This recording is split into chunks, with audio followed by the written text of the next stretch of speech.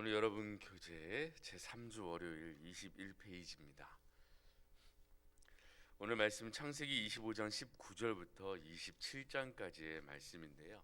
나머지 말씀의 부분도 오늘 꼭 같이 묵상하시면서 성경을 보셨으면 좋겠습니다. 제목을 함께 읽겠습니다. 이삭을 통해 복이 흘러갑니다. 배경 읽겠습니다. 이제 이삭의 시대입니다. 이삭을 통해서 아브라함에게 주신 복이 어떻게 주변 사람들에게 나타나고 또한 이삭이 어떤 행동을 함으로써 인정을 받게 되는지 우리는 배울 필요가 있습니다. 또한 아브라함에게 주신 복이 어떻게 대물림 되는지도 보십니다. 라고 되어 있습니다. 그래서 오늘 제목을 보시면 이삭을 통하여 복이 흘러가는 그런 내용이 등장하겠죠. 배경에서 아브라함에게 주신 언약의 약속들이 그 후손들에게 어떻게 이어지며 하나님의 약속이 성취되어 가는지를 또 이삭을 통해서 우리가 알 수 있습니다. 그래서 오늘 읽은 본문 가운데는 이제 이삭이 60세에 야곱과 에서 쌍둥이를 낳은 리브가를 통해서 이야기가 나오죠. 그런데 에서가 장자였는데도 불구하고 장자의 명분을 가볍게 여겨서 이 죽 하나에 음식 하나에 장자의 명분을 팔아버리는 이야기가 등장합니다.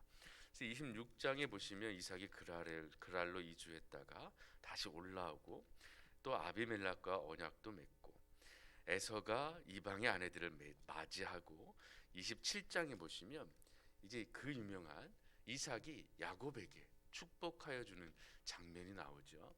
그래서 에서가 돌아와서 그 야곱이 자신 혼세 야곱이 자기의 축복을 빼앗아간 것에 분하여 동생이 야곱을 죽이려고 하고 그 이후에 이제 야곱이 도망가는 여정이 시작됩니다. 그런 이야기의 흐름 가운데 우리 1번 한번 읽고 묵상하며 이야기를 나눠보겠습니다. 1번 읽겠습니다. 시작. 이삭이 40살이 넘어 늦장가를 가고서도 20년이 지나도록 자식이 없었습니다. 외아들로 태어나 제물로 바쳐질 뻔했던 이삭이 작정 기도를 한 끝에 쌍둥이를 얻게 되는데 이들이 복중에서 싸우는 것은 무엇을 말해주고 있습니까? 라고 해서 오늘 읽은 본문 중에 한 부분을 우리에게 소개해주고 있는데요. 20년 동안 애가 없었습니다. 그렇죠?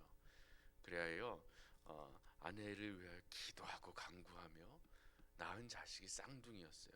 근데 이 쌍둥이가 어떻게 됐냐면 이 뱃속에서부터 온전치 않은 거예요. 여러분 저는 아이를 낳지 못했지만 이 안에서 아이가 서로 싸우면서 있으면 어머니가 얼마나 고통스럽겠습니까? 그죠? 그 고통 가운데 여호와께 나아갔어요. 22절 보시죠. 그 아들들이 그의 태 속에서 서로 싸우는지라 그가 이르되 이럴 경우에는 내가 어찌할꼬 하고 가서 여호와께 물어보았습니다. 그때 여호와께서 그에게 말씀하셨는데 23절이죠. 23절 읽어보겠습니다. 시작. 여호와께서 그에게 이르시되 두 국민이 내 태중에 있구나. 두 민족이 내 복중에서부터 나누이리라. 이 족속이 저 족속보다 강하겠고 큰 자가 어린 자를 섬기리라 하셨더라 라는 말씀을 리브가에게 해주셨어요. 이 서로 싸우는 모습 가운데 그 원인이 뭐냐면 하나님께서 이 큰 자가 아니라 작은 자에게 축복하겠다라는 약속이 이 쌍둥이가 태어나기도 전에 주어진 겁니다. 그래서 오늘 이 싸움이라는 것이 등장하는데요. 지금까지 이어온 이야기들을 잘 살펴보시면 하나님의 약속이 이루어져야 되는데 여러 가지 위기 상황들이 닥치죠. 그때마다 하나님께서 이 싸움을 통하여 어떤 역사를 이루어 가시는 게 아니라 이런 싸움에도 불구하고 하나님께서 약속을 이루어내시는 모습을 보게 될 겁니다. 그럼 복선이겠죠. 그러면 야곱이라는 자가 속이는 자라는 뜻인데 이 야곱이 굳이 그의 인생을 걸고 속이고 빼앗고 이러지 않았어도 벌써 그 어머니에게 임했던 하나님의 언약의 말씀을 믿고 의지했다면 모습이 좀 더 달랐을 수도 있겠다라는 생각을 해봅니다. 하나님은 그의 언약의 말씀을 반드시 이루시는 분이기 때문이죠. 이런 상황을 여러분의 상황에 염두에 두고 묵상을 해보셨으면 좋겠습니다. 하나님께서 여러분에게 주신 소명과 사명과 길이 있다면 여러분들이 어떤 인간의 지식과 재물과 부를 가지고 아둥바둥해서 이루려고 하지 마시고 온전히 그 약속의 말씀을 성취하시는 하나님을 의지하며 하나님이 이끌어 주시는 길로 나아가시는 여러분이 되었으면 좋겠습니다. 2번입니다. 읽겠습니다. 이삭은 성품이 온순하고 다투지 않고 양보하는 사람이었습니다. 세상적으로는 힘없고 자기 밥도 못 찾아먹는 사람으로 보이지만 사실은 온유한 자가 땅을 소유한다는 말처럼 나중에는 다 되찾게 되고 인정도 받습니다. 나에게 이것이 있습니까? 라고 되어 있습니다. 이 온유한 자가 땅을 소유한다. 온유한 자에 대한 것은 신약의 말씀에서 언뜻 생각나는 게 있죠. 이 팔복의 말씀 중에 온유한 자가 그 땅을 상속받는 그 말씀이 마태복음 5장 5절에 나와 있습니다. 성경책 곳곳에 온유라는 단어를 찾아보면 온유함이 우리가 추구하고 받아야 할 복으로 소개되어 있는 말씀들이 여러 구절 있습니다. 이 온유함은 무엇일까요? 쉽게 성내지 않는 것, 인내하고 참고 사랑으로 사람들과의 관계 속에서 인내하며 남아있는 자, 뭔가 요동함이 없고 굳건히 있는 자, 주변의 상황에 따라서 변하지 않는 자, 이런 모습으로 드러나게 됩니다. 한마디로 요약하면 바보스러울 정도로 착한 사람이라고 표현할 수도 있을 것 같아요. 그런 모습들이 여러분에게 있습니까? 라고 물어봅니다. 그럼 여러분 개인의 묵상이니까 한번 적어볼 수 있겠죠. 나는 어떠한가? 야곱의 인생과 한번 빗대어보면 나도 또한 이 하나님께서 어떤 상황 속에 나를 두실 때 상황에 따라서 내가 너무 이랬다가 저랬다가 이런 모습으로 있는 건 아닌가? 한번 되돌아보시면서 여러분의 모습을 적어보았으면 좋겠습니다. 3번 읽겠습니다. 시작. 야곱이 둘째로 태어나 장자 상속권을 빼앗긴 것을 한이 맺힌 사람처럼 마음에 품고 축복받기를 사모합니다. 그리고 그것을 받게 됩니다. 과연 야곱이 거짓과 술수를 써가면서까지 행동함으로 얻은 것일까요? 라고 되어 있죠. 질문을 잘 이해하셔야 됩니다. 과연 야곱이 거짓과 술수를 써가면서까지 행동함으로 얻은 것일까요? 라고 되어 있어요. 우리 히브리서 12장 16절 한번 가볼까요? 히브리서 12장 16절입니다. 신약성경 367페이지 어간에 있는데요. 히브리서 12장 16절 함께 읽어보겠습니다. 시작. 음행하는 자와 혹 한 그릇 음식을 위하여 장자의 명분을 판 에서와 같이 망정된 자가 없도록 살피라. 17절 드리겠습니다. 너희가 아는 바와 같이 그가 그 후에 축복을 이어받으려고 눈물을 흘리며 구하되 버림바가 되어 회개할 기회를 얻지 못하였느니라 라고 되어 있지요. 이 말씀과 더불어 우리가 가만히 묵상해 보면 처음에도 우리가 읽은 본문 중에 나왔듯이 하나님의 약속이 이미 주어졌음에도 불구하고 야곱이 이 거짓과 술수를 써가면서까지 그거를 받는 것처럼 보이나 표면적으로는 그래서 어떤 이기적인 것처럼 보이나 결국에는 하나님께서 이러한 상황에도 불구하고 그 약속의 말씀을 이어가시는 하나님의 적극적인 개입함을 우리가 알 수 있습니다. 이것이 어떻게 성취되었을까요? 그래서 야곱이 이렇게 했기 때문에 이렇게 되었을까요? 야곱이 속였기 때문에 상황을 잘 살펴서 배고프구나. 이거 하나 가지고 장자의 명분권을 살 수도 있겠구나. 어머니가 와요. 야, 너 애서인 척해. 변장하자. 아버지가 눈이 잘 안 보이니까 들어가서 이 속이면 네가 축복이도 받을 수 있을 거야. 들어가자. 이런 것 가지고 하나님께서 그 약속의 말씀을 성취해 가실까요? 라는 질문도 할 수 있겠죠.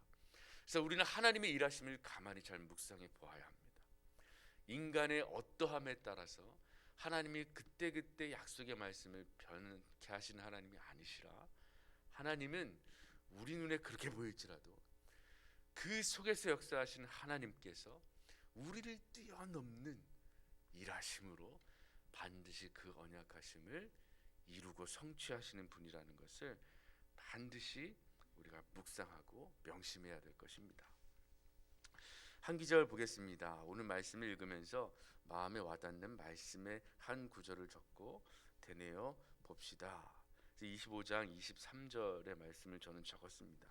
큰 자가 어린 자를 섬기리라 라고 되어 있어요. 그래서 제가 이 말씀을 묵상하며 사실은 오늘 여러분과 함께 나누는 내용을 대부분 채웠는데요, 이 축복은 장자권과 같은 자연적인 권리가 아니다라는 말을 적어봤어요. 축복이라는 것이 자연적으로 주어지는 어떤 권리가 아니라 오히려 하나님의 축복이라는 것은 받을 자격이 없음에도 불구하고 은혜로 우리에게 주어지는 것이 하나님의 축복입니다. 이것을 예수 그리스도의 십자가에서 우리가 발견할 수 있죠. 우리가 무엇이 가는데